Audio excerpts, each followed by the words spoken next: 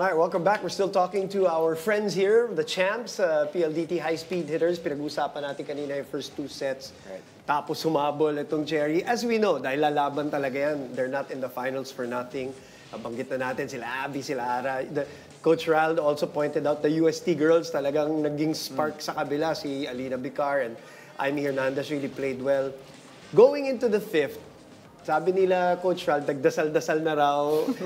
Medyo naluluha nga si Coach Ral dito nung Lunes about that moment na medyo nagdasal-dasal. Pero there was a certain confidence daw about going into the 5th na hindi niya nakikita daw sa mga previous times na medyo nahihirapan kayo sa mga dikdikan na laro, katulad ng mga Chocomucho, yung mga ganon. Si Mika, she even said daw sa sarili niya, hindi niya sinabi sa lahat, pero sabi, hindi ako mag-choke today. Hindi kami mag-choke today dahil lagi na lang daw nangyayari. Tell us your general feeling going into the 5th set. Ako, nung pagpasok pa lang, sinabi ko sa sarili ko, hindi ako papayag. Yun lang talaga yung way ko para pakalmahin yung sarili ko na gagawin ko yung best ko sa last set na to para para makuha namin. Yun talaga. Right. Joy? Ako, hindi credits ko yung mga experiences namin nasa team. Kasi nung pumunta ako sa PLDT, ang daming nangyari. Nandun ako sa lahat ng mga laro na dikdikan, talo, knockout, hindi umabot sa top, sa podium. Right, so, right. Na yun collective experience So, inisip mo siya, that moment? Kasi parang,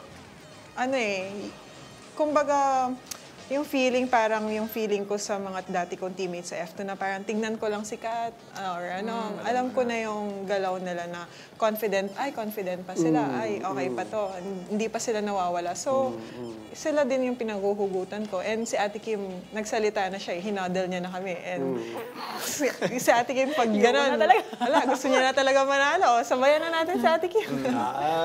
Na-mention din actually ni Coach Ralph going into the 5th set na sobrang important na nung 4th set lumaban kayo. Yes. Na hindi nyo lang binigay yung 4th set. Yun ang actually naging conversation namin dito na parang observation ko yun na kung hindi nyo hinabol yung 4th, kasi nagka-championship point nga kayo nung 4th set di ba? Hindi nga naalala ni Mika Ay, oo.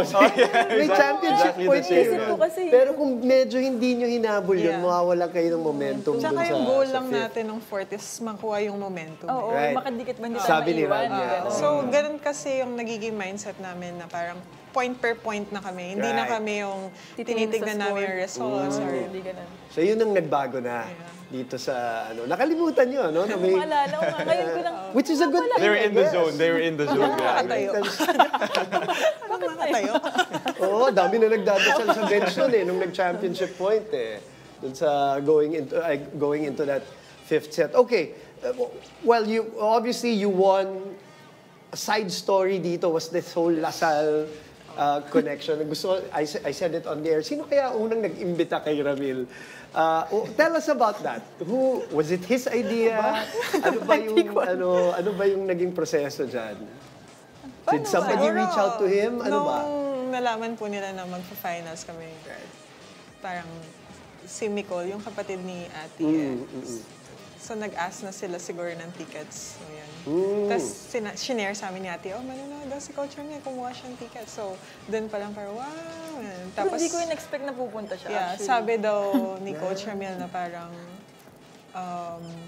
ngayon lang kasi magpa-finals na yung mga, na magkakalaban. So, hindi niya papalampasin. So, yun. Na-expect namin na nandun siya. And Kim, how special was that? No, after the championship, you guys were all together, even sila Abby and Ara, with Ara, and siyempre, nandun Coach din Ramil. yung mga bata-bata, sila Jean, sila Lia, di ba? Then you guys had a picture with Coach Ramil. And sinabi mo nga kanina na ang hirap din kalaban ng sarili, na sinasabi mo nakita mo yung sarili mo with sila Abby, the way they compete. Ano nga ba yan? Ano ba yung nadadala ni Coach Ramil, from yung mga tinuro niya sa inyo from college all the way dito sa pros? Siguro yung yung values na hindi lang kasi siya about sa skills pag doon ka galing. Talagang kung paano mo i-take on yung game mismo, yung attitude mo sa game, paano ka lalaban, hindi siya yung parang maglaro ka lang Kasi tingin ko for him, hindi porket nanalo ka, magaling ka. Hindi siya ganun-ganun lang. Marami pa siyang steps para maging magaling ka talaga. So, nung moment na yun, parang happy ako sobra kasi nakita ko kung gaano siya ka-proud. Kasi, Sure.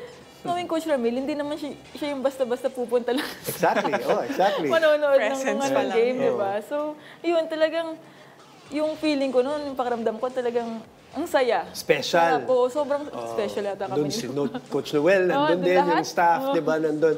Nakaka-conscious ba maglaro pag nandun si Coach Ramil? Actually, tinitingnan ko siya, may isang challenge na. Talaga? May isang challenge na, parang unconsciously lang, na parang tumitingin ako sa kanya. Tapos may isang serve si ate na parang either in or out. Challenge Tapos tumitingin ako sa kanya, tapos sabi niya, in. Tapos sabi ko sa bench, ay, in daw, sabi ni Coach Ray. Tapos outside. Thank you! Nagtawanan lang kami from afar. So wala na. It's normal to you. There's no additional pressure. Di ka na conscious or anything like that with Coach Ano Ramil. lang, parang, magpapasikat Kitang ako. gila. Kitang bida. Kitang gilas. Siya yung Laki nagduro ng sa ngiti ni Coach Ramil eh. Kita-kita sa TV, napakasaya. What does this championship mean to you guys? This is your first. Obviously, gusto nyo pa. Meron pang mga, eto na ba? Ito is the monkey off your back. Parang ito na yung simula. Everybody's healthy. Dadating pa si Del eventually. Tsaka si Aliyah na napakagaling din na isang lasalista. Is it exciting to know that malakas ang PLDT in the coming conferences? Sa akin, hindi ko naman iniisip na malakas nga yung Okay, team na sige na super. Hindi. Well, kailangan yun Yes. na acknowledge mo rin kung anong meron yung team mo. Pero talagang kasi hindi lang naman kami lumalakas. Lumalakas din yung Good point. lahat ng team. So, point. kailangan talaga naming maghanda. So, yung sa championship naman, sa tingin ko, for me sa sarili Yes. ko, it's personal validation. Kasi after all the injuries, parang na-prove ko sa sarili ko na kaya kong maglaro ng ganun. Good Joy, ikaw. Yeah. For me, first reward siya kasi nga yung journey namin from F2, hindi kami nakakuha ng championship. Pero ngayon, magkakasama kami. And sa ibang teammates naman namin, siguro yung goal din is maging long-term yung maging champion team for a Success. long time, yung PLDT. And yun naman yung goal nila ng manager namin, Sir Yes. Baji, di ba? So parang start pa lang sana. And sana mas maraming championships makuha yung PLDT. Of course, congratulations. Baga Grabe naka-breakthrough na eh. Naka-breakthrough. So, Yung pinagdaanan nyo, not just the championship, but Yeah. all the mental hurdles na pinagdaanan nyo. Congratulations. sulit lahat ng heartbreak. Sulit na Ha? sulit. Sulit. Okay. Thank you so much for the time, guys, and congratulations. Congratulations. Kim and Joy.